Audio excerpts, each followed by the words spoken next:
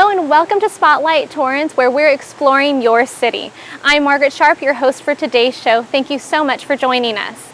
Now, I know that school is back in session and the season is slowly transforming from summer into fall, but we found a few local gems that are great to visit year-round, starting with the Miyako Hybrid Hotel. Haley Skeen tells us more. Manager Sherry Davis says the Miyako Hybrid Hotel is eco-friendly literally from the ground up. We actually have a layer of gravel underneath the hotel that filters all liquids. The foundation keeps wastewater from getting into the ocean, while 97 solar panels gather sunlight up on the roof. And these are just a few pieces of the complex system that makes the Miyako a green machine. We have tankless water heaters, so we don't have these big tanks which are constantly heating water. But the hybrid theme goes beyond blending clean energy use. We decided that hybrid would also mean East meets West. Rooms director Julia Cataneo says the blending of culture can be seen throughout the facility. One of her favorite examples is the Eastern-Western breakfast at the hotel's Gonpachi restaurant. You can enjoy the American-style pancakes and sausage, or you can enjoy the Japanese soup and rice and fish. Like the restaurant, Relakin's Day Spot is also open to Torrance locals as well as hotel guests. And we always ask guests to remove their shoes just to keep with the Japanese theme and keep that ambiance. The spa offers popular Western luxuries like a hot stone sauna, jacuzzi, and massage treatments. Davis says that all of the guest rooms blend East-West culture as well. Everything you have Western, the high-end bedding, you have this amazing Japanese bathing experience. You have USA Today and Nikkei paper, or coffee and tea maker. And the luxuries all keep in theme with conservation. The plastic in bottles, the shampoo, are made out of a corn material. Davis says that blending styles and pooling resources is a group accomplishment that guests can share in. They're leaving a smaller carbon footprint in the world just by staying here and using this building as opposed to a traditional hotel.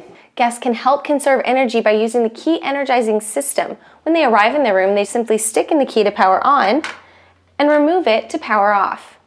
For Spotlight Torrance, I'm Haley Skeen. Visit the award-winning Miyako Hybrid Hotel located at 21381 Southwestern Avenue or visit them online at miyakohybridhotel.com. Now, whether you're going to the Miyako for a little staycation or you're stopping in just for a meal, it's located not too far from another local gem. Faithfully tells us more. When Beach Bowl Asahi Cafe first made its debut in Torrance in 2011, not that many people knew what the fruit really was. In the beginning, we like a lot of explaining to the community here. Like everybody want to come, but nobody knows what's acai.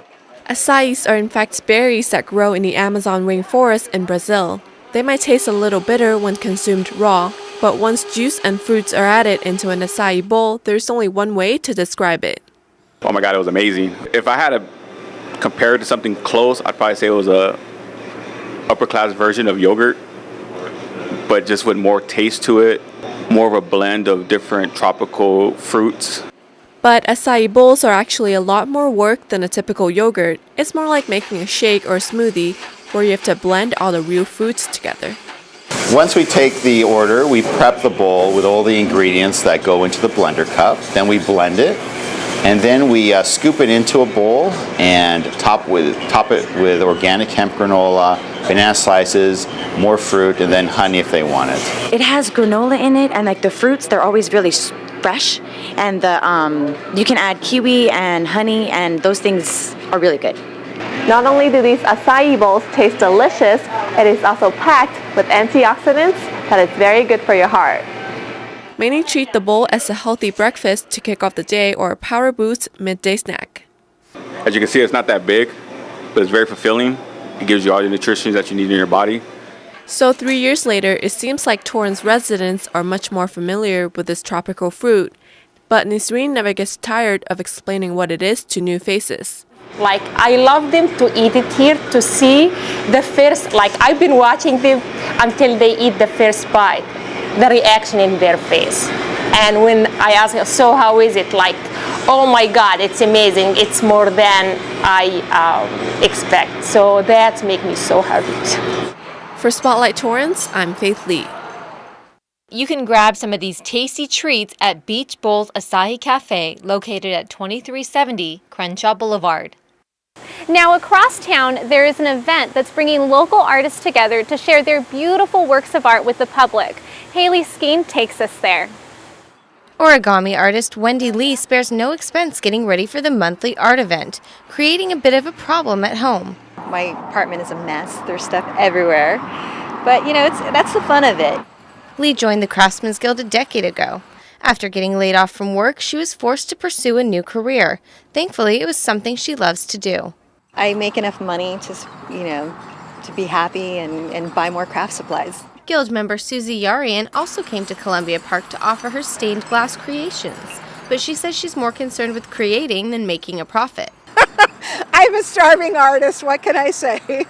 The vendors caught the eye of Torrance teen Sheena Kim, who happens to have an interesting hobby of her own. It's called shadow boxing, and what I do is I take 5 sheets of paper, some person's artwork, and then I cut it and I tape it so it looks 3D. For Kim, crafting serves a therapeutic purpose. I spend a lot of time studying, so it takes little time off of it, and I guess a stress reliever. Whether it's stained glass jewelry or cat toys, all the items are made by hand. And handmade work is something all of the guild members take pride in. Janice Feddo-Pace helped organize art in the park when she became a guild member 2 years ago. So many craft fairs now are commercial products where people just they order stuff, open a box and put it on a shelf, and you're competing. We spend a lot of time and effort in making our goods. Art in the park is just a small sampling of the Craftsman's Guild, but nearly all 100 members will be selling their handiwork for charity at the annual fair in November. All the profits that are not, go back into it, goes into the scholarship funds. Pace says offering scholarship money to local high school students also helps to bring new members and customers to the Guild. We want to try to keep crafting going, like so many things, it's a dying art. And a chance for all of the members to come together is something Lee looks forward to. We all are inspired by each other. We see what each other makes and we're like, how did you do that? If you have a passion for crafting, you can join the Torrance Craftsman's Guild and share in the creativity and fun. For Spotlight Torrance, I'm Haley Skeen. To learn more, visit torrancecraftsmansguild.org and be sure to mark your calendars for their next event taking place at the Torrance Cultural Arts Center. Their annual Holiday Arts and Crafts Fair takes place on November 16th and 17th. Now, as you can see from today's show, there are a ton of things to do in Torrance, from staycations to shopping to what I love to do the most, eat. Faith Lee takes us to Bombay Tandoori for one of my favorite cuisines, Indian. Just like everyone else, Karina Lee Barlow has her good days and bad, but she has a very special way to make herself feel better in her gloomy days for the past 4.5 years. I would say every month minimum. If I'm in a bad mood, if I'm ticked off, if I'm going through, womanly things, I have to eat Indian food, and we come here. Here is the Bombay Tandoori and Banquet, where most Torrance residents and even people out of town come to get their Indian food cravings satisfied. From chicken curry, goat masala to vegetarian plates, customers are guaranteed to find their favorite dish on the menu. The Bombay Tandoori is known for its chicken tikka masala, and no foodie will leave the restaurant without tasting it. And now it's time for me to dig in. It has a lot of good taste to it. It has some spice. You'll find that you go to some Indian restaurants, they cook for the American palate. Here, they add the spice because that's why we want Indian food. We want to taste the Indian spices. As a restaurant that received 4.5 stars on Yelp, customers not only enjoy the food they offer here, but they also rave about the service.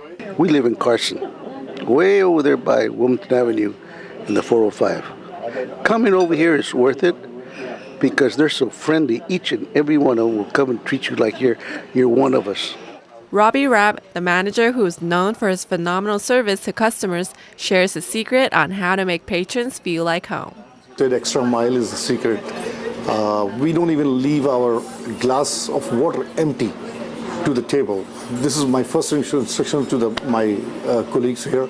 For Lee Barlow, it is the interaction with the employees that complete her visit at the restaurant. This place, and I think most of it is due to Robbie. He makes you feel at home. The tables the plates get cleared. He escorts you to your table. He makes a point of wanting to know who you are. From the food to the service, Bombay Tandoori has you covered. For Spotlight Torrance, I'm Faith Lee. You can visit Bombay Tandoori and Banquet located at 4111 Pacific Coast Highway. And if you feel like ordering in, you're in luck as they deliver to residents in Torrance. Just call them at 310-303-3185. This month we got a real treat and got to meet with a local author who is promoting her new book. Jennifer Hua tells us all about it. While growing up, Torrance resident Jennifer Chow always had a deep passion for writing and creating her own stories. I would go and borrow my dad's typewriter and type up the stories. He would take the manuscripts and take it and show it off to his colleagues. Now at 33 years old, she's a mother, a wife, and a licensed clinical social worker. Even with a full plate, Chow never let go of her love for writing. Instead, she's taken it a step further from her typewriting days by publishing her very own book titled The 228 Legacy. It's about mothers and daughters and their relationships and how secrets affect us down the generations. Altogether, the novel took Chow 3 years to create, but during that time, she took a trip to Taiwan and dug deep into her husband's family history for some inspiration. That's when she discovered that during her mother-in-law's upbringing, she witnessed the Kuomintang or KMT party from China take over Taiwan. The invasion eventually led to the 228 massacre on February 28, 1947, which killed thousands of Taiwanese citizens. They didn't talk about it in the family, it was just a big secret, and whenever she tried to broach the topic, they would try to shush her about it and not talk about it in the family. And I think it's that sort of air of mystery that kind of inspired me to write this novel about what happens when you have a secret in the family. This tragic event in history remains an unspoken mystery in many Taiwanese and Chinese households, but Chow hopes that her book will educate more people on what happened that February day. My parents read the book, and coming from that sort of outside perspective, they're from Malaysia and Hong Kong, and they had never really known about the event. So I think it was helpful for them because it kind of opened their eyes to something that was new and something that they didn't even know about. But most importantly, Chow hopes her novel will bring a positive change to the way her readers live their lives. Well, I kind of hope that people will be changed after they read it. I feel like if they can be changed in some small way, whether it's being more aware about the world around them or being more appreciative of their family, then that would be something that I would hope they take away. For Spotlight Torrance, I'm Jennifer Hua. The author is currently working on a mystery novel. I can't wait to check it out. For more information on Chow and the 228 Legacy, visit jenniferjchow.com. Well, that does it for this episode of Spotlight Torrance, where we explore your city. I hope you'll join us again. I'm Margaret Sharp. We'll see you next time. For more Spotlight Torrance, be sure to check us out on facebook.com/SpotlightTorranceTV. And don't forget to like our page to get the latest updates on our show.